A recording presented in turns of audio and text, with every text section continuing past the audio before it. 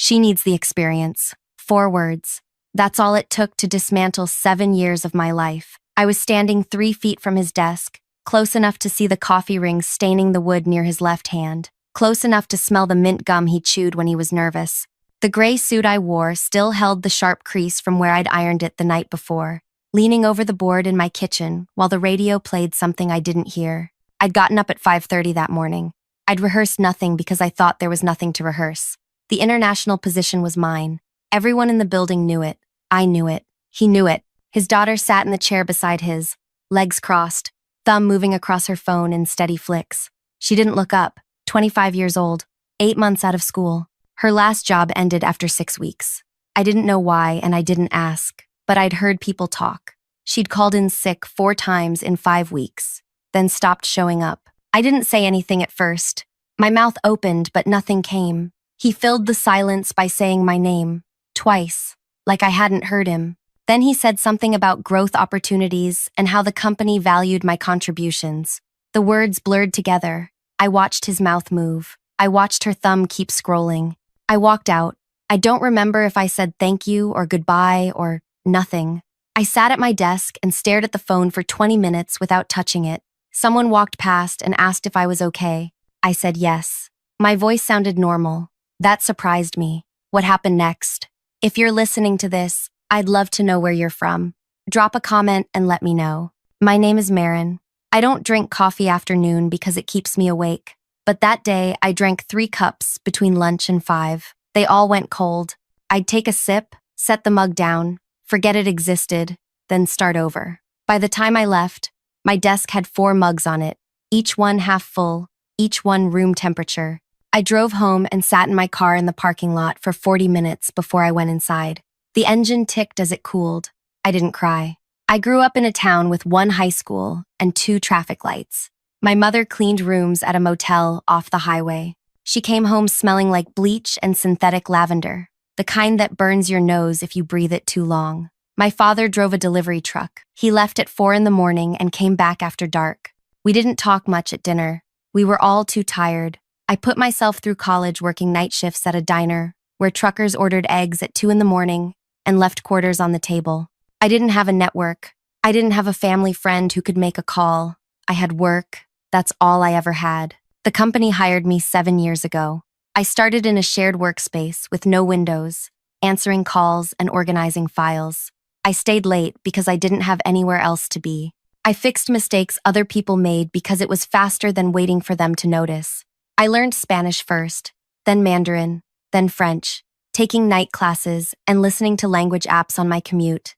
I wanted to be ready when the international role opened. It was the position everyone talked about, the one that came with relocation support, housing stipends, and the kind of visibility that changed careers. It wasn't just a job, it was a life. I worked toward it the way you work toward anything when you've never been given something for free. Slowly, carefully, without assuming anything would come easy.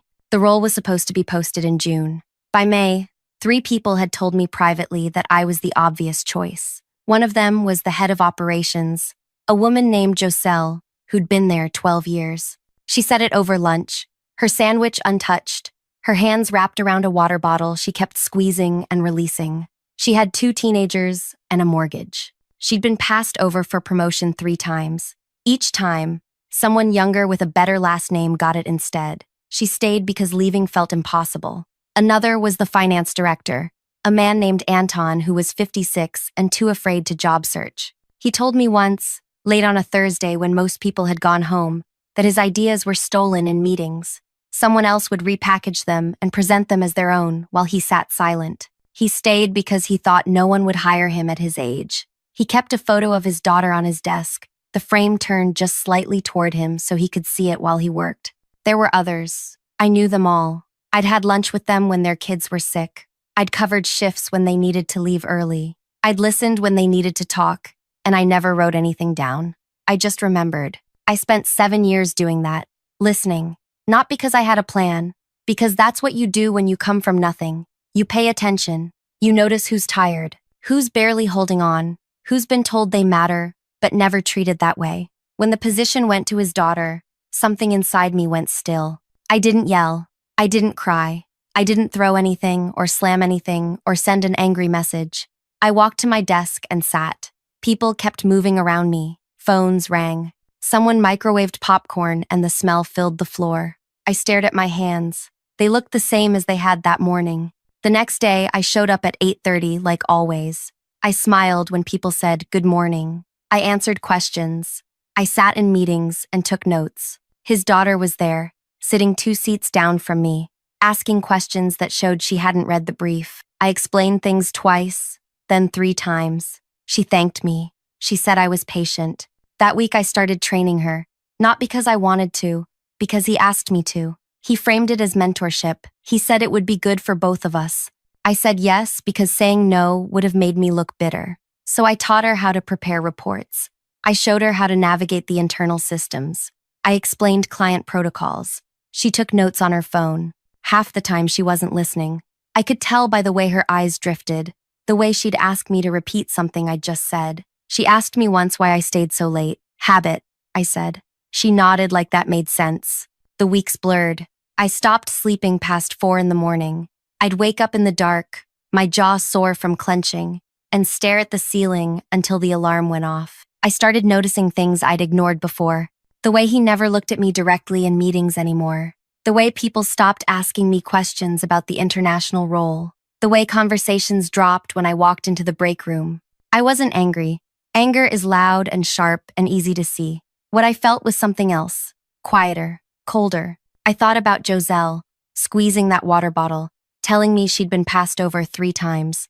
I thought about Anton, 56, and afraid. I thought about the others who'd told me, in parking lots and over lukewarm coffee, that they were tired. I started making calls, not to recruiters, not for myself, for them. I'd spent 7 years building a network. People I'd helped, people I'd covered for, people who owed me nothing but remembered my name. I'd never used it for myself. I didn't know how, but I knew how to use it for someone else. I reached out to a former colleague who'd moved to a competitor. I asked if they were hiring. They were. I asked if they needed someone like Joselle. They said yes. I gave them her name. I didn't tell Joselle. Not yet. I did the same for Anton. Then for the others. Quietly, carefully, one call at a time. I didn't lie. I didn't exaggerate. I simply told the truth. These were good people who'd been overlooked. They deserved to be seen. Then I waited. The following Tuesday, I asked Joselle if she wanted to get lunch. Not in the building. Somewhere else. She said yes immediately, like she'd been waiting for someone to ask. We sat in her car in the parking lot of a sandwich shop 2 blocks away. She'd bought a turkey wrap but hadn't unwrapped it. It sat in her lap while she gripped the steering wheel with both hands. The heater rattled. The air smelled like old French fries and the pine air freshener hanging from her mirror. I didn't ease into it. I said, "What would you do if you weren't afraid?" She stared at the dashboard. Her knuckles went white. "I'd leave," she said. Her voice was barely above a whisper. I nodded. "What if I told you someone reached out to me last month about a senior operations role at a competitor? They asked if I knew anyone. I gave them your name." She turned to look at me. Her eyes were wet, but she wasn't crying. "You did that? You deserve to be seen." She didn't say anything for a long time. Then, she unwrapped the sandwich, took one bite, wrapped it back up. She said, "They called me yesterday. I didn't answer. I thought it was spam." "Call them back," I said. She did. That night, from what I heard later, they scheduled an interview for Thursday. I went to Anton next. I found him in his office after 6, when most people had gone home. He was staring at his monitor, but the screen was dark. He looked up when I knocked. He looked tired in a way that went deeper than missed sleep. I sat down without asking. I said, "Do you remember telling me about your daughter? The one in the photo?" He nodded. "What would you want her to do if she was in your position?" He didn't answer right away. He picked up the photo frame, ran his thumb along the edge. "I'd want her to leave," he said. "I'd want her to know her worth. Someone I know is looking for a finance director. I sent them your resume, the one you updated 2 years ago and never used." His head snapped up. "How did you? You left it open on your screen once." I saw the file name. I didn't read it, but I remembered. He put the frame down carefully. "Why are you doing this?" "Because you're good at what you do, and you shouldn't have to be invisible." He called them that night too. By Friday, he had an offer. I did the same with 4 others. A woman named Lena, who ran client relations and had been told for 3 years that her promotion was coming next quarter. A man named Raj, who managed logistics and had trained 5 people who all got promoted above him. 2 others, whose names I won't say, but whose frustrations I knew by heart. I didn't manipulate anyone. I didn't lie. I didn't tell them what to do. I just opened doors they didn't know existed and stepped back. Within 48 hours, all 6 resigned. No shouting. No dramatic speeches. Just calm, quiet letters delivered to HR on Wednesday and Thursday. Each one professional. Each one final. By Thursday afternoon, the news had spread. I heard people talking in low voices near the water cooler. Someone said the finance director was gone. Someone else said operations too. Then client relations. Then logistics. The names piled up. People looked confused. Then worried. I kept my head down. I worked through lunch. I answered emails.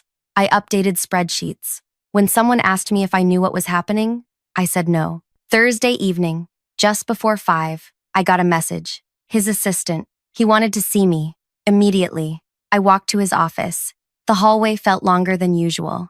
My shoes made no sound on the carpet. I knocked once. He said, "Come in." His voice sounded strained. He was standing behind his desk, not sitting. His hands were pressed flat against the surface, fingers spread wide. His face looked pale under the fluorescent lights. His daughter wasn't there. 6 people, he said. In 2 days.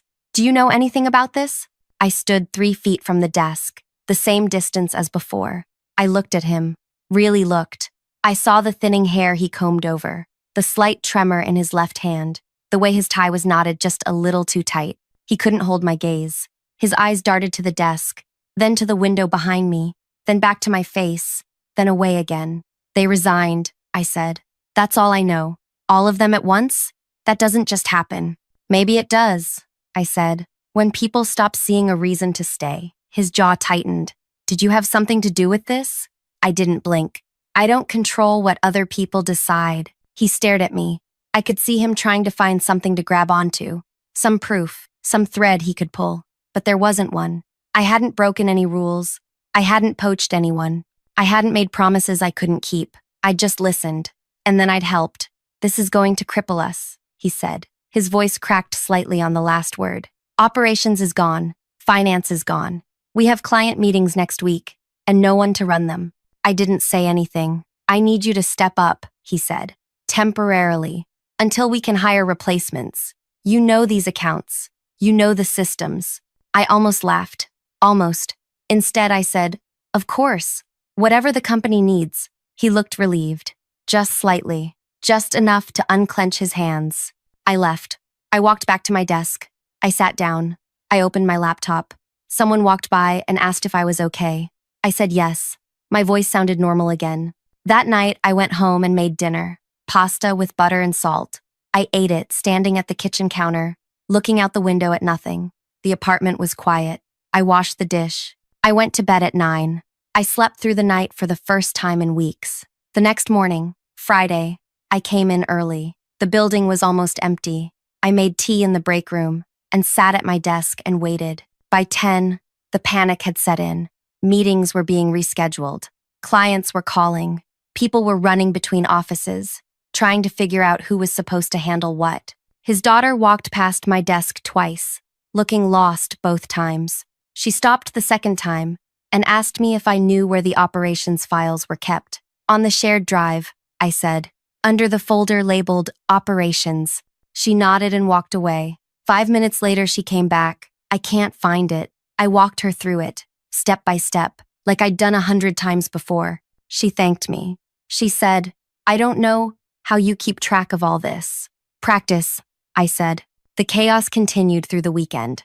I got emails at midnight, texts at 6 in the morning, requests for files, for contact information, for explanations of processes no one had documented. I answered them all, calmly, thoroughly. I didn't complain. Monday morning there was a meeting. All remaining senior staff. I sat near the back. He stood at the front, hands in his pockets, looking like he hadn't slept. He talked about resilience, about adapting, about how the company had faced challenges before and come through stronger. No one said anything. After the meeting, he pulled me aside. I need your help, he said. You know these people who left. Do you know why they did it? I think they found better opportunities, I said. All at once? Sometimes people talk to each other. Maybe they realized they weren't alone. He looked at me for a long moment. I couldn't tell if he suspected or if he was just desperate. Finally, he said, "Can you take on operations temporarily? Until we hire someone?" "Yes. And client relations? If that's what you need," he exhaled. "Thank you. I mean it. I don't know what we'd do without you." I nodded. I didn't smile. Over the next 2 weeks, I did the work of 3 people. I handled client calls. I managed schedules. I put out fires. I trained his daughter on tasks she'd forget by the next day. I stayed late. I came in early. People started referring to me in meetings. They'd say, "Ask Marin. Marin knows." He noticed. I could see it in the way he looked at me, like he was seeing me for the first time. 3 weeks after the resignations, he called me into his office. It was late, almost 7. The building was quiet. His daughter had left at 5. Most people had. He was sitting this time. His hands were folded on the desk. He looked older than he had a month ago. "I need to talk to you about the international position," he said. I waited. "It's not working out," he said. "She's not ready." I thought. He stopped, rubbed his face. "I thought she could learn on the job, but it's more than that. She doesn't have the foundation. She doesn't have the relationships. She doesn't have," he stopped again. "The experience," I said, quietly. He looked up. His face was gray. "Yes." I didn't say anything. "I'm reopening the position," he said. "I'd like you to apply." "Apply," I repeated. "Officially, for documentation. But the job is yours, if you want it." I looked at him. 4 words, I thought. That's all it took. "I'll think about it," I said. His face fell. "Marin, I'll let you know Monday." I walked out. I went home. I sat in my car again, engine ticking. And this time, I did cry. Not because I was sad, because I was tired. Because for 7 years, I'd worked towards something that should have been mine, and it took burning everything down to get it back. Monday morning, I accepted. Not because I forgave him, because I'd earned it. The paperwork took 3 days. HR processed everything with unusual speed. I signed forms. I reviewed the relocation package, housing stipend, travel allowance, everything that had been promised 7 years ago when I first heard about the role, everything that had been given to someone else. His daughter didn't resign. She was moved to a different department, marketing, I heard. Something with less responsibility. I saw her once in the hallway during my last week before relocation. She looked at me and then looked away. She didn't say anything. Neither did I. I spent my final 2 weeks doing handoff meetings. I documented processes. I created guides. I trained the temporary replacements they'd hired to cover operations and finance until permanent people could be found. I didn't do it for him. I did it because the work mattered, because the clients mattered, because walking away without finishing things wasn't who I was. On my last Friday, there was no party, no cake. A few people stopped by my desk to say goodbye. They shook my hand.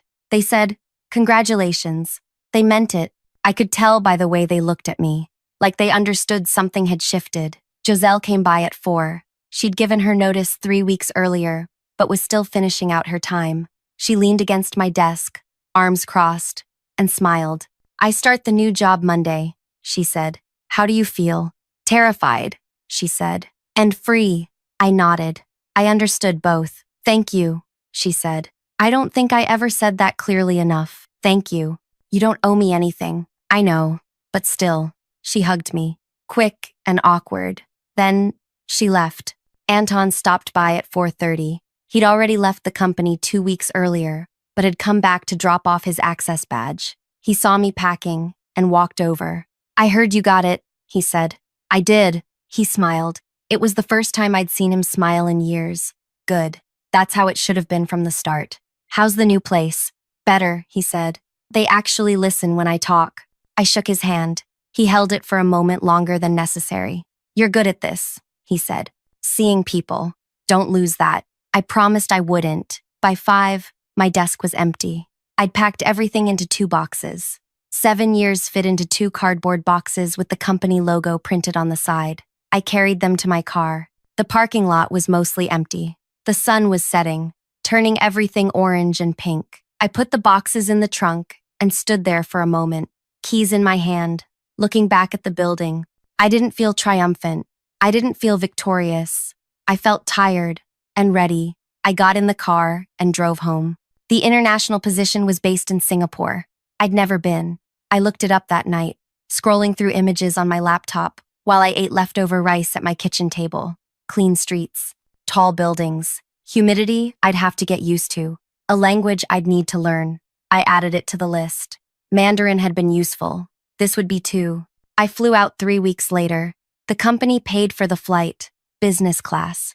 I'd never flown business class before. The seat reclined all the way back. They brought me warm towels and nuts in a small white dish. I looked out the window as we took off, watching the city shrink beneath me, and felt nothing but calm. Singapore was exactly what the pictures promised. Hot, crowded, efficient. My apartment was small but clean, with windows that looked out over a street full of hawker stalls and laundromats. I unpacked my 2 boxes. I hung my gray suit in the closet. I set my alarm for 5:30. The work was harder than I expected. Not because I didn't know how to do it, because I was starting over. New clients, new systems, new colleagues who didn't know my name yet. I stayed late. I learned the trains.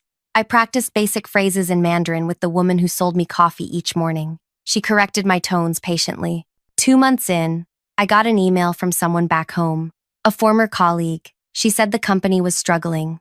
3 more people had left. The CEO had hired a consulting firm to figure out what was wrong. They were doing interviews, asking questions, trying to understand why so many people had walked away. I didn't reply. 4 months in, I got another email. This one from him. The subject line said, "Checking in." I opened it. He asked how I was doing. He said the transition had been harder than expected. He said he hoped I was settling in well. He said he'd made mistakes and was trying to learn from them. I read it twice. Then I closed it. I didn't delete it. I just left it sitting in my inbox, unanswered. 6 months in, I got a message from Joselle. She was thriving. She'd been promoted already. She sent a photo of herself at her new desk, grinning, holding a coffee mug that said, "Boss." I sent back a thumbs up emoji. She replied with 3 heart emojis. Anton sent a message a week later. He'd started mentoring younger staff at his new company. He said it felt good to be valued. He said his daughter was proud of him. He attached a photo of the 2 of them at dinner, both smiling. Lena, Raj, and the others sent messages too. All of them doing better. All of them lighter. I saved the messages in a folder. I didn't need to read them often, but I liked knowing they were there. A year in, I was running 3 major accounts. My team had grown to 8 people. I'd hired them carefully. I looked for the ones who worked hard.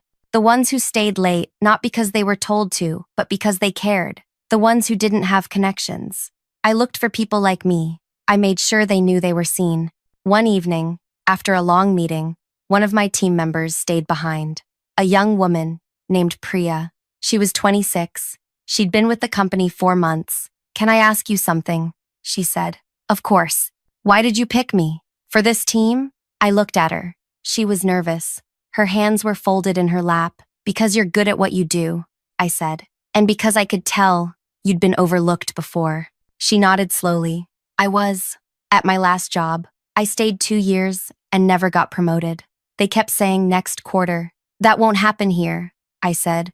"Not on my watch." She smiled. It was small but real. "Thank you," she said. "You don't owe me anything. Just do the work. And when you see someone else being overlooked, remember how this felt." She promised she would. I still think about that Tuesday morning, standing in his office, hearing those 4 words, watching his daughter scroll through her phone.